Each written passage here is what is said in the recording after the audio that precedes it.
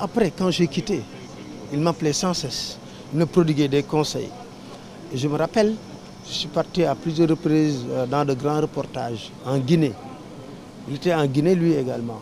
Il n'a même pas hésité une seule seconde à se déplacer de son hôtel et venir jusqu'à mon hôtel pour me donner des conseils par rapport à la situation en Guinée et tout ça. L'autre aspect que les gens ignorent, c'est qu'il a été un régulateur social. Parce qu'on dit toujours que le journalisme mène à tout, mais il a été un régulateur social. Un régulateur social, d'abord ici au Sénégal. Il y a beaucoup d'informations. S'il avait écrit ses mémoires, les Sénégalais l'auraient su.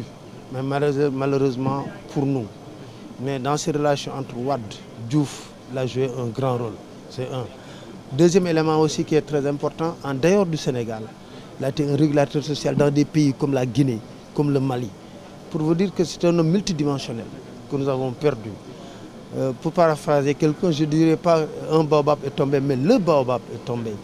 Et Babacar Touré a été très constant dans ses convictions par rapport à la liberté de la presse.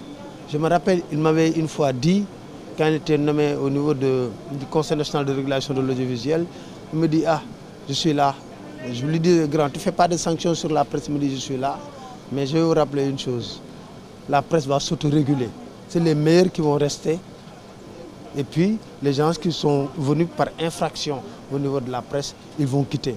Donc il y aura l'autorégulation de la presse. Et c'est tellement vrai qu'aujourd'hui qu'on a vu que beaucoup de quotidiens ont disparu et que nous tenons vraiment à lui rendre un hommage émérite parce que c'est un homme multidimensionnel. Je veux dire qu'il dépasse de très loin certains hommes politiques qui ont même marqué l'histoire du pays parce que tellement il était discret dans tout ce qu'il faisait.